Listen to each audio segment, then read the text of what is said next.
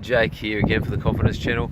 Just a really quick thought regarding thought replacement. I've just come out on the river from site, and I was with one of the machine drivers there, and he was chatting to me about some conflict he was having and some dramas and all that sort of thing. And I sort of noticed, what he was saying is he's dwelling on this negative stuff. And so I thought I'd just share this quick thought while it's fresh in my head, fresh from telling him.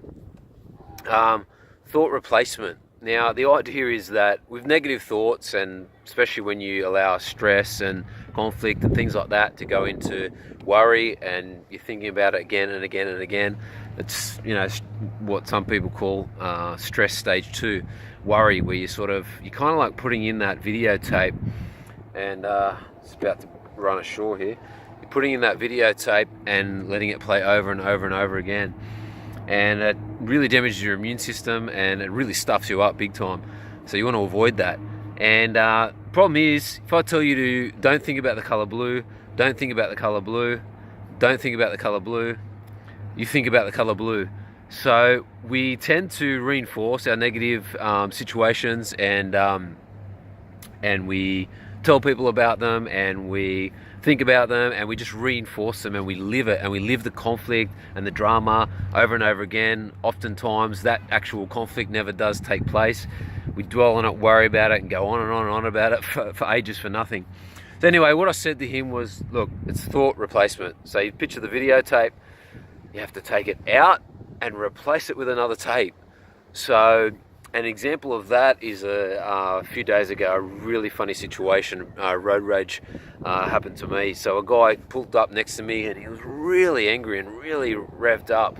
And he said, mate, what's the legal, limit for having stuff hanging off the back of your ute? Because I had my kayak hanging off the back, and it sticks off about 600 mil. I said, in a calm way, I said, because what I've learned is just to be unoffendable. No matter what, just don't take offense, seriously. Listen to what's really going on. Anyway, so I said, 1200 mil, mate, is the legal thing. No, it's not, it's effing this, effing that's 300 mil. Why don't you go to effing Bunnings and get a thing for 20 bucks? He was going off his brain. And I was in shock. I was thinking, oh man. And then, I kept it calm, and I think he got more revved up and more annoyed because he couldn't get to me. Anyway, he drives off. And then 10 minutes later, I'm stopped at traffic lights, and I catch myself thinking, I should have said this, or I could have said that, or what an absolute prick, how dare he? I mean, where does he get off? Or, what if this, or, please, come on. So I started to relive this negative situation that was over, and then I just stopped myself there, and then I said, no, I refuse to drink this poison. He can have the poison. So what I did, I kind of rewired that thought. And I know Dr. Caroline Leaf, one of my favorite books, I think she's a neuroscientist, and she talks about the synapses and the brain connections, how you got neuroplasticity, where your brain is plastic, and you can really push it around and rewire it. So what I did, I rewired in a new emotion and a new thought with that. So every time I thought of that guy, I just forced myself to burst out laughing of how ridiculous it was, how petty, how hopeless, and I just made it a really funny situation, and I forced it on myself. I laughed and laughed and laughed and thought, how silly.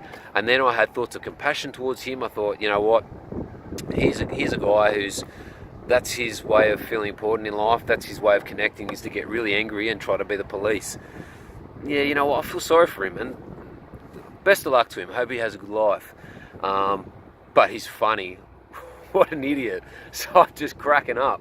So now when that thought does come up of, how dare he, I just laugh. It's now a good emotion attached to it. So I've done the old thought replacement. And so anyway, I was sharing that with the machine driver, and he identified with another story, and I thought it was really good. A really good thought, that just to take out that tape, don't keep playing it, replace it. And the more you try to not think about something, you just reinforce it. So you really have to replace it.